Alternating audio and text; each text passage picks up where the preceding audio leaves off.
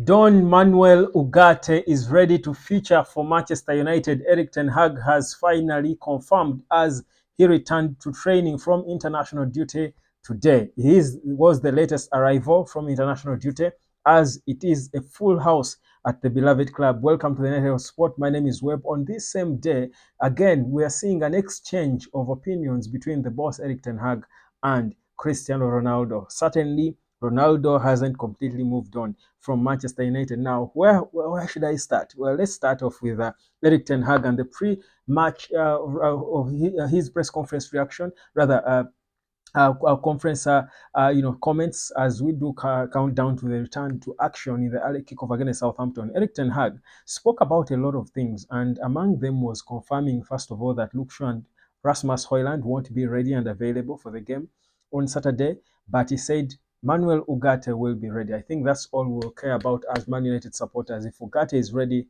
we are good to go. So Manuel Ugarte will be ready. He played, his good minutes with his national team, and there was always going to be no excuse for Erik ten Hag not to field him. Now he has confirmed this to us, and we are waiting to see how he's going to deploy him, how he's going to fit into the team. I think for me, that's the excitement of the day, of the weekend. That's what I want to see. That's what I've been longing for. Now, Erik ten Hag continues to speak about things. He reacted to comments regards where we are as a team in terms of progressing, in terms of what we are doing, in terms of where we want to go. And of course, he seems to be so confident in what he's doing, again, asserting that it's a process where the team is still in transition, and the process is being well fueled by Ineos, and the players seem to see it and trust it, and they seem to be progressing every day. There is a clear increase in quality of players at the club. The competition is there in all positions, and it's a matter of time. In fact, it goes on to comfortably say that we shall judge in May depending on where the team finishes. But he says even with all the injuries they're still dealing with, trying to integrate young players into the senior team and everything they're trying to do, he says they strongly believe Man United should be competing for titles. And you'll love to hear him say that. And uh, we sort of know that that's what we want to compete for titles. But you see, it's one thing to talk, it's another thing to walk the talk. So that's what we are waiting to see. But he seems to be so confident in what's happening. And to be honest, there are signs that we could be progressing, making subtle progress, and hoping that soon we shall see. Because remember, the last game before the international break, we lost shamingly. We lost to Liverpool at home. Now, this is the first game. The players have, of course, with the exception of Ugarte, the rest returned yesterday.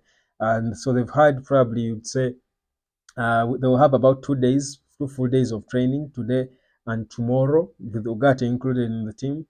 And with no injuries, well, you think, yes, whereas they will not have worked on a lot of things in terms of patterns. I mean, that's what it is in the Premier League. In the space of 20 days, they're going to play 7 crucial games. They know that it's always intense in English football. So it's nothing unusual. But I feel for me that this time we should be now at a point where we should expect wins and results and demand for results. Yes, we've credited the patterns, the improvement in play, in patterns and building up and routines and stuff, but we need now to start hoping and believing that we can win games of football. And I feel that it's the time. Now, Cristiano Ronaldo, of course, made those statements that perhaps by now you've heard about, saying that Erik ten Hag, as manager of Man United, first of all, cannot go out in the media and say that Man United cannot compete for titles. Now, honestly, if you've been here on this channel for the years we've been here, over a year we've been here, I think you've heard me say this several times when I was highlighting the weaknesses of Erik ten Hag.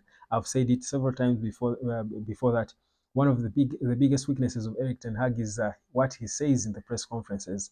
He doesn't know at times what to say, because if you're managing a club, a big club like Man United, this kind of support the club has, you saw what happened with Andrew Onana in Uganda.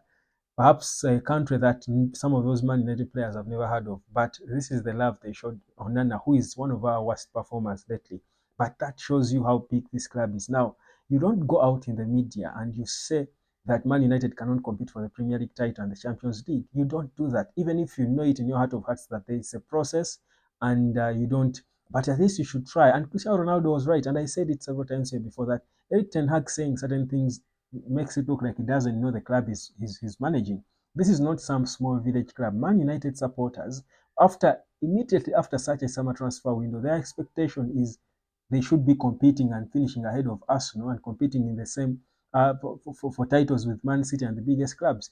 Man United supporters have sort of a feeling like it's a birthright to compete for titles. And you don't blame them because that's what they're used to. That's why they support the club. So if you're the manager and you're killing that belief, that confidence in the supporters, they cannot love you. I mean, and you see, the thing is, it's not like Man United are really the worst, having won a few weak, funny titles, rather small titles in the past seasons. You don't say that after winning the FA Cup and the Carabao Cup. Even if you know that the process is going to be longer to win the league, come out in the media and make statements that leave leave some bit of hope among the supporters, leave some bit of hope in the supporters that maybe as it can happen, it can happen.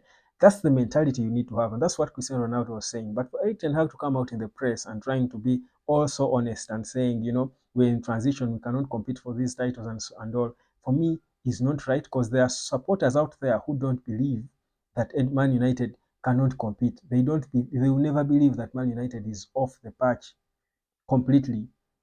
They will never believe it. There are supporters out there who always, every game we go into, however poor we are expecting that Man United will perform, will win.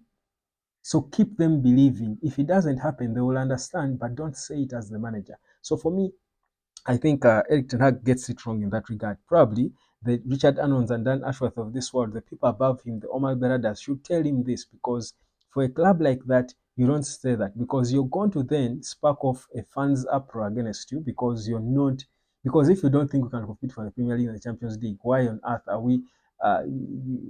we supporting this club? That's what we want anyway. At least we are not. We know that even if we don't win it, we will not say you're a bad manager because you didn't win it, but you tried at least, or you made us believe that you can. You made the players believe that you can. But if the manager goes out and says that, what is the mentality of the players then? It doesn't make sense at all. It's even discouraging to the players themselves that the manager does not believe in them.